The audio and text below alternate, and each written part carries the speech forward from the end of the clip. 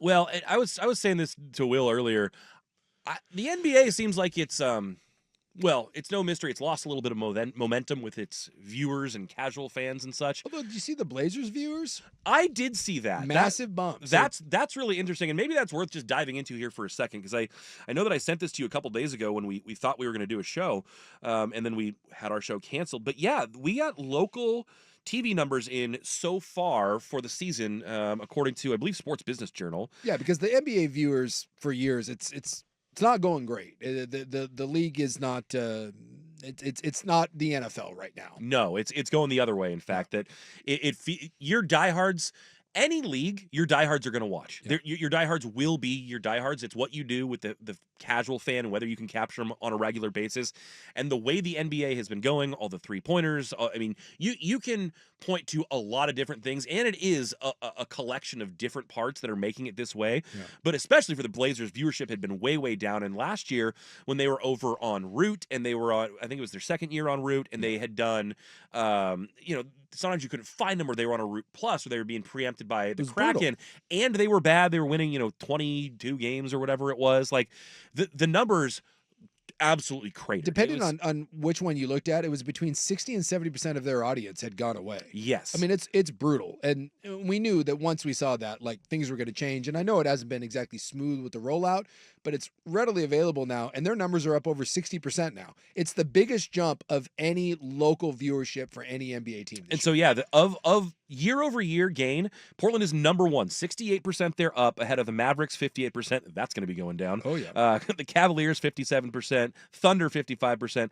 And so those are the 3 or 4 big movers, because then the next one is like 14%. Sure. 4 teams saw their viewership jump by more than 50%, and the Blazers at the top of that list. And you know what? This is where... It just comes down to, I mean, and look, I'm not saying that this team is dreadful, but for a lot of the time they have not given you a reason to watch. That number is a jump simply due to people being able to watch them. Right. Oh, absolutely. It 100% is. But additionally, when we are going through their winning stretch, their streak / winning 10 of 11, whatever you want to call it, like that chunk when they are definitively winning games instead of losing them, and continuing to try and win games and fight to win games, and definitely not tanking. And you say, well, where's that going to get you? And, it is a little bit feel good. And yes, it kind of, for the fans that are feeling like, God, this has been miserable for so long. But this is also where that matters a little bit too, because Sure. if that little run right there captured anybody for a period of time, and it keeps you coming back for a little bit more and a little bit more, those numbers matter financially. Sure. They matter for the franchise, for what you're able to do. And so no team wants to see their viewership crater like that. No one. I don't care if you're in the middle of the tank or not. That is alarming. I mean, it's a potential death sentence. If no one watches your team, Yes. your teams get moved because no one watches them. Yes. I mean, look at the Sonics. They obviously what happened with the Sonics and their fans and ownership was is well documented. But at the end of the day, they were not getting ratings at the time that they left, and there's a lot of reasons for that. Yeah. But you don't want to be in that boat where all of a sudden you're so mad at management because you couldn't find a way to get your team good that now you're so bad no one wants to watch and the team's leaving town. Yeah. And I think seeing this swing back in the other direction is a super positive thing. Both indicates that they made the right decision from a broadcast standpoint now, making their games more available, whether that's through K2 or your different streaming services or stuff like that. But also, it is more attractive to watch a team that's just a little bit better and a little bit more competitive. Yeah, and that you are you're selling something. And I don't know how long you can sell it for, but you are selling Scoot, and you're selling Sharp, and you're selling Tamani Kamara. Mm-hmm. And I guess Klingen to an extent, but that's kind of fallen off, although we're going to see more of him. I do think, because I'm not a diehard Blazer fan by any stretch of the imagination. I try to root for the home team when I can, try to pay attention, obviously with this being our job. But if you're irrelevant, I'm not going to pay attention to you. And for a large stretch of the season, I didn't. But as this thing went on, you do. It forces you to pay attention. So maybe you're right. I look at this year and I say, if that run right there gets you the 10th best pick, then I really do think this is a wasted season. And I'm like, and I still kind of feel that way. But also, if you inspire some people on the way, maybe there's something to that. Maybe there's enough that you tried to capture something. I just wish you could have done that and still ended up with a top 5 or 6 pick, because there's only so long you can sell youth and sell 25 or even 30 wins. And the last thing I want to see is this team with this young core kind of grow and develop, and then you develop into the 9th best team in the West. and that goes on for another 7 years. It's brutal, but at least people are watching. That's it's somewhere over there at one center court. They're happy to see that. Yeah, and you know what? And that's doing it the hard way is going about it this way is super difficult. I mean, you've been in this purgatory, you've been in this limbo where you think maybe you're getting close to being able to get someone generational. We know the free agents aren't lining up, but I saw this today that I don't want to say that this will add a little extra inspiration, but maybe it means something to the fan base. And this is a quote. I want to say it's from a quick story. I don't actually have the citation for it because it's a screenshot from an article, but it looks like The Athletic.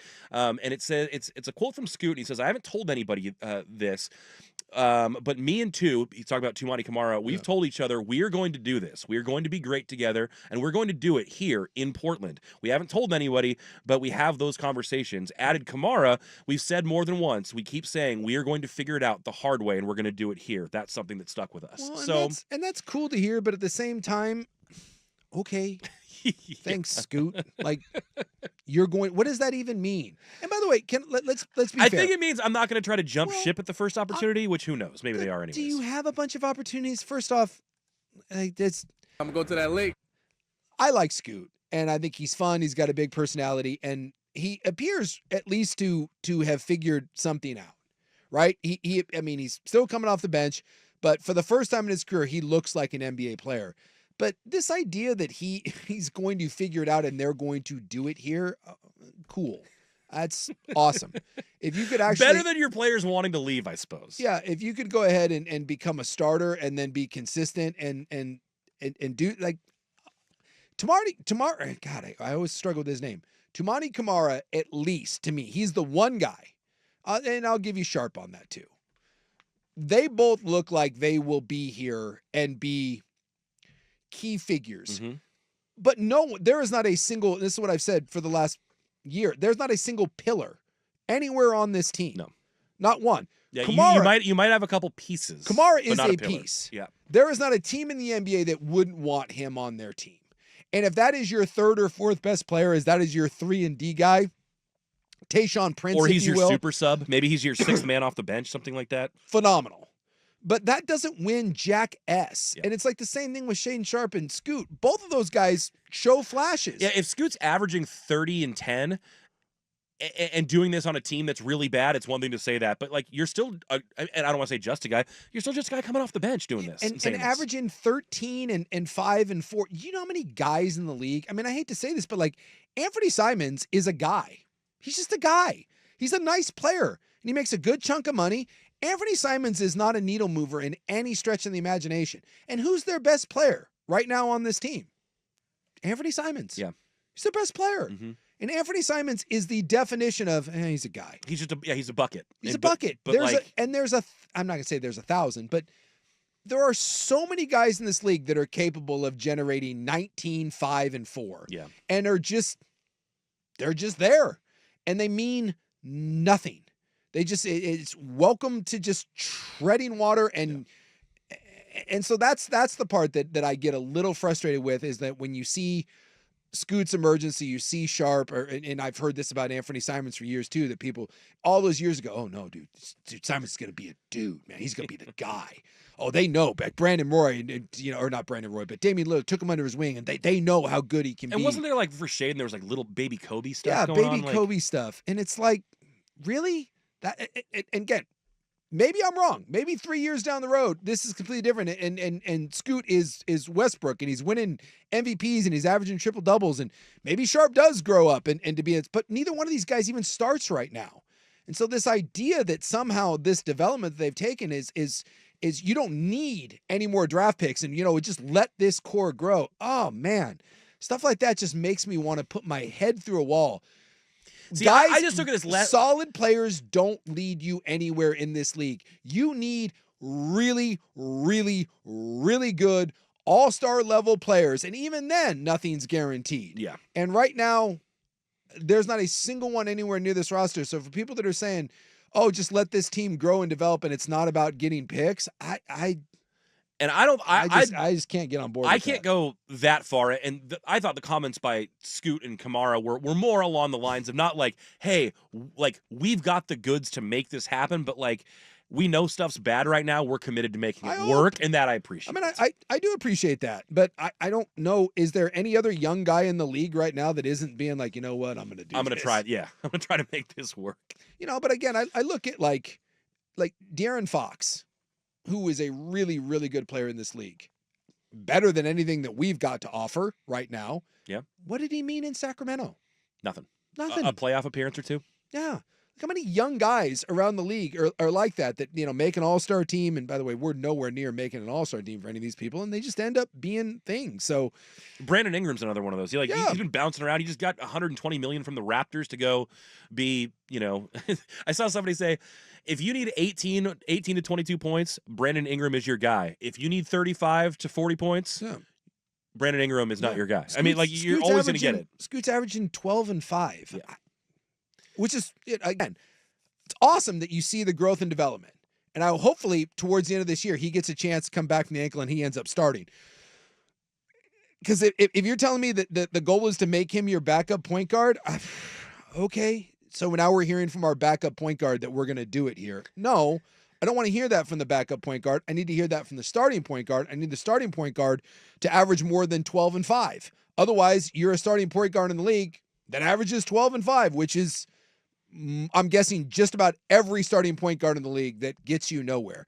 You got to start having some of these guys take that next step to not just being guys. And I heard this about Anthony Simons. I hear it about Scoot. I hear it about Shaden. And I know those guys are all young, but eventually something has to change. So that's all I care about. Finding people that grow into more than just solid NBA players with decent looking numbers. Oh, he scores 17 or he scores 18 on 54, 39, and his shooting percentages. Cool. Welcome to every other decent player in the NBA. Fair enough. I think that there's I'm not saying there's a lot of light at the end of the tunnel for this specific collection on this team, but it's fun to hear, I guess. That's to say that, and that's what you hear about Scoot, by the way, is that he's all in. Great personality, all that stuff, and that he wants to win here, and I'm rooting for him because that's the guy that you shipped out of town. You shipped Damian Lillard out of town for. And for the first little bit, he looks nothing like someone that you should have shipped Damian Lillard out for. No. So the fact that we're seeing glimpses of it is really good, but I need more than glimpses before I start getting Razzleberry, Frogurt, and scones.